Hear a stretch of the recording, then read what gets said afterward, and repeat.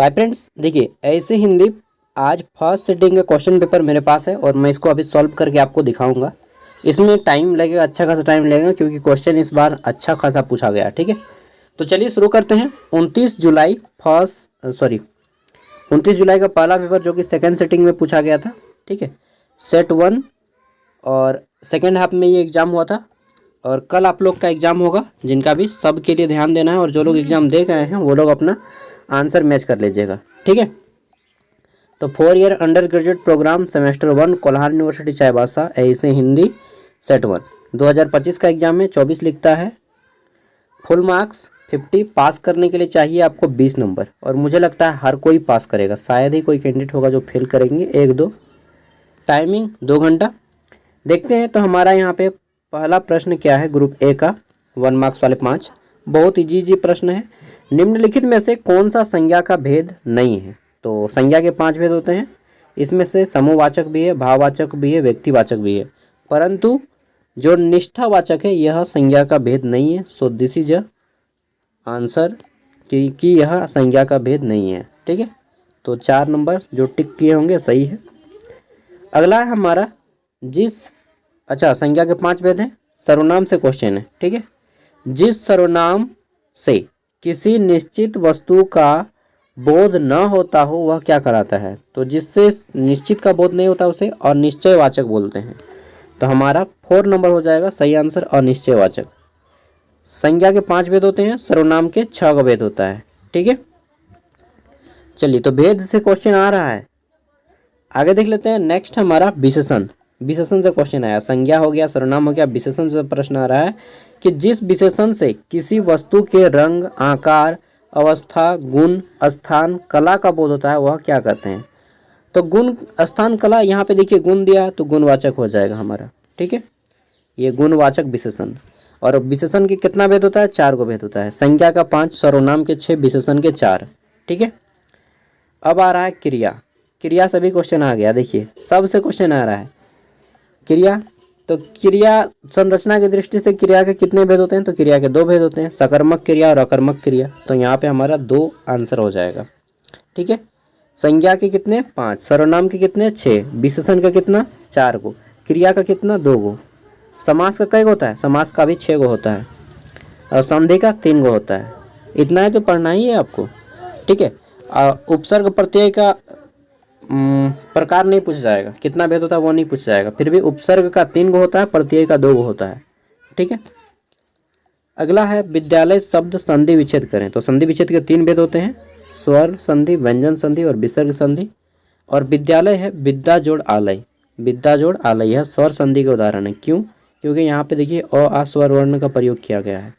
विद्या मतलब होता है ज्ञान और आलय मतलब होता है घर, तो विद्यालय हमारा राइट आंसर हो जाएगा, विद्या जोड़ आलय। ठीक है, उसी तरह से हिम जोड़ आलय, हिमालय का, हिम मतलब होता है बर्फ, आलय मतलब घर, यानी कि बर्फ का घर है हिमालय। ठीक है, 1 मार्क्स वाले देख लिए। अब देखते हैं ग्रुप बी। आज मजाक के मूड में हूँ लेकिन ना माहौल नहीं बना है चलिए 15 मार्क्स वाले यहाँ पे 3 प्रश्नों के आंसर करने हैं। पहले मैं बता देता हूँ किन्हीं 3 का आंसर करना है, सब का नहीं। या तो आप क्वेश्चन नंबर 2 को बनाएंगे, 5-5 करके बांट दिया गया है, क्वेश्चन नंबर 2 में भी 3 गो है। ठीक है, फिर या तो प्रश्न नंबर 3 को बनाएंगे, इसको भी 5-5 करके बांट दिया गया है। इसको सॉल्व करके पहले दिखाऊंगा, लेकिन पहले समझ लीजिए। चौथा प्रश्न, ठीक है, 5-5 करके सबको बांटा गया है। और ये एक पैसेज भी पूछ दिया, लेकिन ये पैसेज वाला बहुत गंदा पैसेज है क्योंकि इसका लैंग्वेज बहुत टफ है। ठीक है, मतलब बड़ा पैसेज है ये। पैसेज जो है ना जनरल कंपटीशन का है, CGL वगैरह का। ठीक है, क्योंकि हम लोग जब SSC CGL का एग्ज़ाम दिए थे, जैसे SSC CGL झारखंड CGL का, तो इसी तरह से बहुत टफ आया था उसका। ठीक है, पैसेज को आप लोग नहीं सॉल्व कीजिएगा, बहुत टफ पैसेज रहता है। और 15 मार्क्स वाला लास्ट में एगो है। ठीक है, तो चलिए ये 6 गो प्रश्न, टोटल यहाँ पे 15 मार्क्स वाले कितने प्रश्न हैं? तो 5 गो प्रश्न है, 5 में से किसी 3 गो को बनाना होगा। ठीक है, तो आ जाते हैं हम लोग ये 15 मार्क्स वाले किन्हीं 3 प्रश्नों का आंसर कीजिएगा। पहले आप देख लीजिएगा कि किसको आप सकिएगा बनाने, उसी को जाइएगा छेड़ने। जिसको नहीं सकिएगा उसको जाइएगा तो फिर मारो खा जाइएगा सैंडल से, जैसा कि यहाँ पे। ठीक है, अब जिसको नहीं सकिएगा बनाने उसको जाइएगा बनाने, तो फिर कम नंबर ना मिलेगा दोस्त, इसलिए पहले देख लो, भांप लो। चारों ओर कि हाँ हम इसको सकेंगे भाई। ठीक है, चलिए तो शुरू करते हैं। पहला प्रश्न है हमारा क्वेश्चन नंबर 2, समास किसे कहते हैं? समास के भेदों को उदाहरण सहित लिखिए। समास किसे कहते हैं? तो समास दो शब्दों के मेल से बनता है।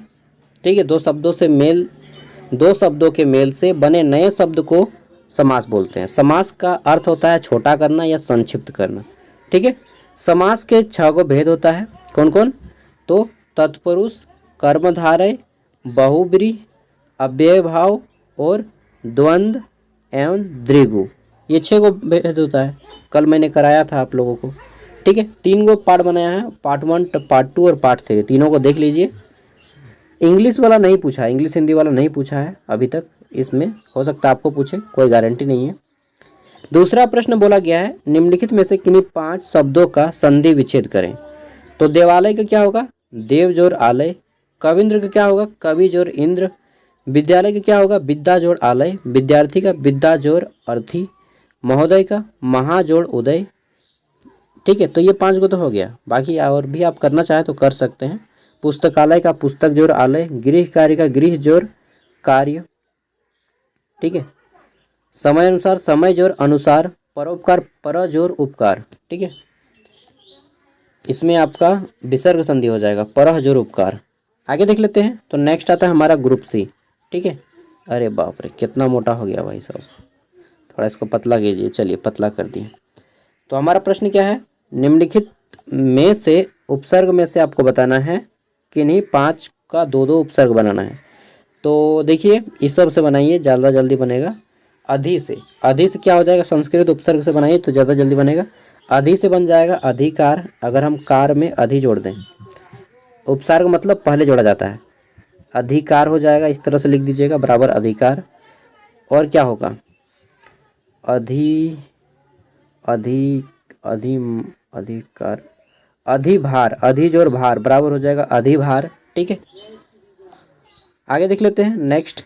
तो आगे उप से हमारा क्या क्या बनेगा? तो उप से बन जाएगा हमारा उप जोड़ कार बराबर उपकार हो जाएगा। ठीक है, उप जोड़ हार तो उपहार हो जाएगा। और क्या हो जाएगा? उप से और भी बन जाता है, उप जोड़ चार तो हो जाएगा हमारा उपचार। ठीक है, आसान है, बस थोड़ा सा सोचना होगा इसमें यार। खुश से मुश्किल होता है थोड़ा सा। खुश, चलिए खुश से नहीं बनाएंगे, आव से बनाएंगे, क्योंकि संस्कृत से जल्दी बनता है। आव से क्या हो जाएगा? आव जोड़ नति तो अवनति हो जाएगा। और क्या होगा? अव जोड़, मतलब आपको जोड़ के दिखाना होगा।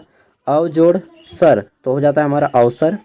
ठीक है, इस तरह से 2 गो बन गया। अभी से हमारा बन जाएगा अभी से अगर हम बनाना चाहेंगे तो अभी जोड़ आन यान तो हमारा हो जाएगा अभियान। और क्या होगा? अभी जोड़ नाश तो हमारा हो जाएगा अभिनाश। और क्या बनेगा? अभी जोड़ मान अभिमान। ठीक है, तो इस तरह से आप बना लीजिएगा। मैंने बहुत बना दिया, बाकी आप लोग कर लीजिएगा। अनु से भी बन जाएगा हमारा अनु जोड़ सार बराबर अनुसार। ठीक है, अनु जोड़ सार बराबर अनुसार। अनु जोड़ शासन बराबर अनुशासन। और क्या हो जाएगा? अनु जोड़ मान बराबर अनुमान। उसी तरह से प्रति से बना लीजिएगा, प्रति जोड़ हार बराबर प्रतिहार। प्रति जोड़ कार बराबर प्रतिकार। प्रति जोड़ क्या बनाइएगा? प्रतिपल। ठीक है, तो बहुत सारा हमारा बन जाता है। प्र से हार जन बन जाएगा प्रहार प्रहार। और क्या बनेगा? प्रसार प्रसार बनेगा। तो यार बहुत आसान है। ठीक है, चलिए देख लिए। अब हमारा तीसरा प्रश्न शुरू होता है। इसमें पूछा गया है संज्ञा की परिभाषा देते हुए इसके भेदों को उदाहरण सहित लिखिए। देखिए मैंने ये सब कराया है भाई। संज्ञा किसे कहते हैं? किसी व्यक्ति, वस्तु, स्थान, भाव आदि के नाम को संज्ञा कहते हैं। इसके 5 भेद होते हैं। ठीक है, सब कुछ मालूम है। जातिवाचक, व्यक्तिवाचक, समूहवाचक, द्रव्यवाचक और भाववाचक। ठीक है, बस हो गया। सबका परिभाषा लिख दीजिए और उदाहरण लिख दीजिए। 5 नंबर मिल गया। यहाँ पे देखिए ख नंबर है कि निम्नलिखित 5 प्रश्नों में से प्रत्यय बताना है आपको। जो चतुराई किससे बना है? तो इसमें हमारा हो जाएगा, थोड़ा पतला करेंगे और देखिए चतुराई के क्या हो जाएगा? तो यहाँ पे चतुर जोड़ आई तो हमारा हो जाएगा चतुराई। ठीक है, कुछ नया प्रश्न भी मिला है, अभी मैं दिखाऊंगा। मिठास में क्या होगा? मीठा मीठा जोड़ आस, अच्छा मीठ नहीं, ठीक है, मीठा जोड़ आस बराबर इस तरह से हो जाएगा हमारा मिठास। ठीक है, सामाजिक का क्या होगा, तो यहाँ पे हो जाएगा हमारा समाज, समाज समाज समाज समाज होगा, समाज जोड़ इक, हर सही है तो हमारा इक हो जाएगा, क्योंकि यहाँ पे देखिए हर सही है, जब मैं सही जी तो इक हो जाएगा सामाजिक। ठीक है, इस तरह से। नेक्स्ट हमारा मानवता का क्या होगा, तो मानव, मानव जोर अता, अता। ठीक है, और यहाँ पे नीचे में रैप लगेगा, सॉरी भूल गया था, नीचे में रैप लगेगा क्योंकि अ जुड़ेगा तब ना हमारा पूरा वो होगा। ठीक है, तो मानवता। उसी तरह से कुल जोर लीन होगा तो क्या होगा ये आपका कुल, कुलीन का हो जाएगा कुल जोड़ दुर्घई लगा के न, कुलीन। ठीक है, तो इस तरह से आपको प्रत्यय बनाना था, 5 गो हो गया। अगला है निम्नलिखित सामाजिक पदों में से किन्हीं 5 पदों के समास पहचान करें। तो समास पद पहचान करना है। विद्यालय किसका है, देखिए विद्या, ठीक है, और आलय, यहाँ पे बड़ा कौन है, तो आलय बड़ा है, घर बड़ा है, और जिसमें तत्पुरुष समास में क्या होता है, अंतिम पद की प्रधानता होती है। ठीक है, तत्पुरुष, पुरुष पीछे रहता है ना, तो यहाँ पे तत्पुरुष समास आ जाएगा हमारा। विद्यालय तत्पुरुष समास है। नीलकंठ, नील क्या है, विशेषता है, और कमल क्या है, संज्ञा है। तो मैंने क्या बताया था, जिस समास का पहला पद विशेषण हो और दूसरा पद संज्ञा हो उसको हम लोग कर्मधारय समास बोलते हैं। तो नीलकमल हमारा कर्मधारय हो जाएगा। यथाशक्ति हमारा अव्यय भाव होगा, यथाशक्ति जिसे बोलते हैं ना, यथाशक्ति, यथा भक्ति, दिन ब दिन, ठीक है, धीरे धीरे, जोर जोर से, तो ये सब जितना भी आता है, ठीक है, होले होले, तो ये सब हमारा अव्यय भाव है, क्योंकि अव्यय है ये सब। ठीक है, नवरत्न, यहाँ पे संख्या शुरू हो रहा है, 9, 9 गो। ठीक है, तो हमने बताया था कि द्विगु समास होगा, संख्यावाचक समास होता है। ठीक है, द्विगु समास संख्यावाचक होता है। राम लखन, ना राम बड़े हैं ना लखन बड़े हैं, दोनों में द्वंद्व है, तो यह हमारा द्वंद्व समास हो जाएगा। दशासन, सॉरी दशानन, मैंने बताया था कि भगवान नाम वाले जितने हैं वो सब आपका बहुब्रीहि समास में आएगा, तो दशानन हो गया। ठीक है, पीताम्बर हो गया, ये दोनों बहुब्रीहि समास हैं। लोह पुरुष, लोह क्या विशेषता है पुरुष की, तो यह हमारा क्या हो जाएगा, कर्मधारय। बिना पानी, भगवान का नाम है, तो यह हमारा बहुब्रीहि हो जाएगा, क्योंकि बिना मतलब होता है हमारा बन जाने वाला, और पानी मतलब क्या होता है, जल। लेकिन यहाँ पे हमारा एक टोटली नया शब्द बन रहा है, यानी कि सरस्वती माता, तो जितना भी भगवान का अर्थ देने वाला शब्द है वो बहुब्रीहि में आएगा। सुबह शाम, क्या है सुबह शाम, तो सुबह शाम, जैसा राम लखन उसी तरह से सुबह शाम, द्वंद्व समास। तो समास इजी है भाई, मैंने कराया है डिटेल वीडियो, अगर आप समास का देखना चाहते हैं तो मैं पक्का बोलता हूँ वह वीडियो देखिएगा ना, यूट्यूब में भी सर्च मारिएगा तो टॉप लेवल में आएगा आपका। समास किसे कहते हैं, समास के कितने भेद होते हैं, ज्ञान सागर, यूट्यूब में टॉप लेवल में आएगा आपको। ठीक है, टॉप 5 में आ जाएगा वीडियो, देख लीजिएगा, 1 लाख प्लस व्यू है इसमें। अगला है वर्ण कितने प्रकार के होते हैं, इसके भेदों को बताइए। देखिए इसको मैंने नहीं बताया है, हल्का सा बताया था, यहाँ पे मैं डिटेल में बताऊंगा। वर्ण किसे कहते हैं, तो शब्द की सबसे छोटी इकाई को वर्ण कहते हैं। क्या बोल रहे हैं, शब्द की सबसे छोटी इकाई को वर्ण कहते हैं, जिसका और टुकड़ा नहीं किया जा सकता, जिसका और टुकड़ा नहीं किया जा सकता। जैसे अ, इसको कोई तोड़ के दिखा दे कि अ को हम कैसे तोड़ेंगे, नहीं तोड़ पाइएगा। आ, इसको तोड़ पाइएगा नहीं। क को तोड़ पाइएगा, हाँ क को तोड़ पाएंगे, लेकिन ये भी हमारा व्यंजन वर्ण है। क कैसे बनता है, क नीचे में रैप जोर अ बराबर क होता है, मैंने बताया था। ख का भी कैसा बनेगा, तो ख नीचे में रैप, ठीक है, जोड़ अ बराबर ख। अगर हम आ जोड़ देंगे तो हमारा खा हो जाएगा। ठीक है, हर सही जोड़ेंगे तो हमारा खी हो जाएगा, दुर्गई जोड़ेंगे तो हमारा यहाँ पे दुर्गई हो जाएगा। समझ रहे बात को, अगर हम हरसहु जोड़ेंगे कौज और हरसहु तो हमारा हो जाएगा कु, इसी तरह से बनता है। ठीक है, तो वर्ण किसे कहते हैं, वर्ण शब्दों की सबसे छोटी इकाई होती है, जिसे और टुकड़ा नहीं किया जा सकता उसे वर्ण कहते हैं। शब्द की सबसे छोटी इकाई जिसे और तोड़ा नहीं जा सकता उसे वर्ण कहते हैं। जैसे अ आ क ख ग घ लिख दीजिएगा। ठीक है, वर्ण 2 प्रकार के होते हैं, कितने प्रकार के, 2। एक होता है स्वर वर्ण, स्वर वर्ण माने अ से लेकर के अंग तक। ठीक है, मतलब स्वर वर्ण अ आ हर सही दुर्गई वाले सब स्वर्ण वर्ण हो गए। और दूसरा होता है हमारा व्यंजन वर्ण। क्या होता है, व्यंजन वर्ण, व्यंजन। ठीक है, स्वर वर्ण और व्यंजन वर्ण। व्यंजन वर्ण आता है हमारा क ख ग घ, सब हमारा व्यंजन वर्ण आएगा। ठीक है, स्वर वर्ण और व्यंजन वर्ण, क ख ग घ व्यंजन वर्ण में।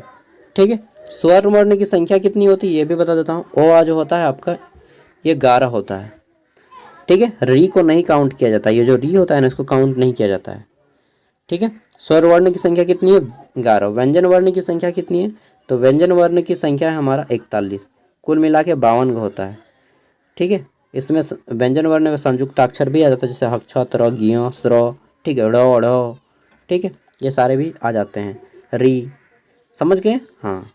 तो स्वर वर्ण व्यंजन वर्ण समझ गए। अ आ हर्ष ई दीर्घ ई हमारा स्वर वर्ण हो गया, क ख ग घ हमारा व्यंजन वर्ण हो गया। अगला है हमारा निम्नलिखित शब्दों में से किन्हीं 5 शब्दों के दो दो पर्यायवाची शब्द लिखें, ठीक है। पर्यायवाची शब्द पूछा है।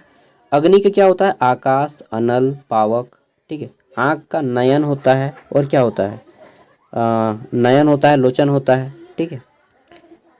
सूर्य का क्या होता है, सूरज होता है, ठीक है। दिनकर होता है, प्रभाकर होता है, प्रभात होता है।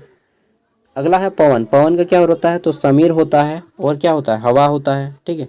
माता का माँ होता है, अम्मा होती है, ठीक है।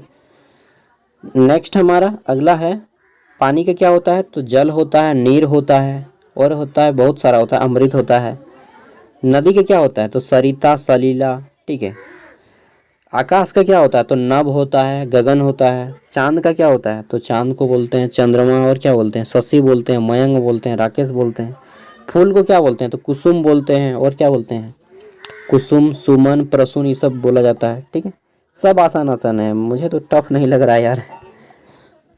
हाँ, मुझे इसलिए टफ नहीं लग रहा है क्योंकि मैं पढ़ता रहता हूँ ना, ये सब पढ़ाता रहता हूँ। तो अगला है निम्नलिखित में से किन्हीं 5 शब्दों का विलोम शब्द लिखें। तो आसान है, यश का अपयश, मान का अपमान, सुलभ का दुर्लभ, संभव का असंभव, उत्तीर्ण का अनुत्तीर्ण, ऊंच का नीच, आशा का निराशा, जन्म का मरण, ठीक है।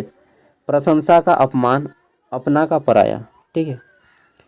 अरे भाई अब आ जाओ, यहाँ पे देखिए पैसेज आ गया, ठीक है।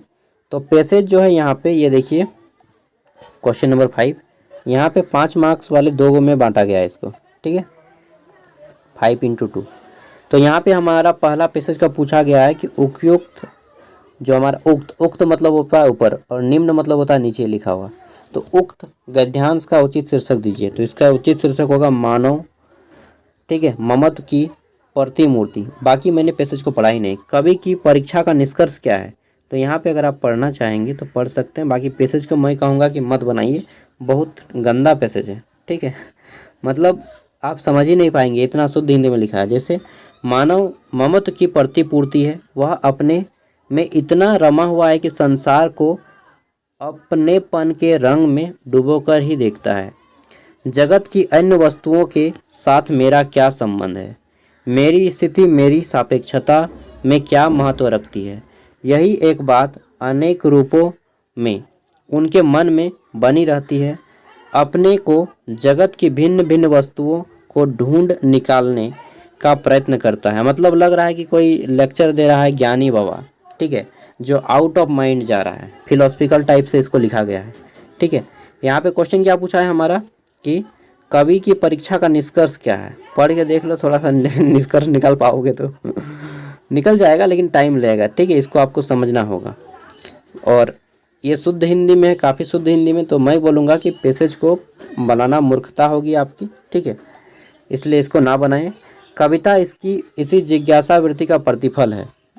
और पैसेज बनाएंगे तो पहले हम ये पढ़ लीजिएगा, ठीक है, ऑप्शन कि अभिव्यंजना की उदारता, विचारों की महत्ता, या भावों की विशालता का गंभीरता, या कल्पना की व्यापकता, इस सब को पढ़िएगा। उसके बाद यहाँ पे पैसेज को सॉल्व करने का प्रयास कीजिएगा, ठीक है।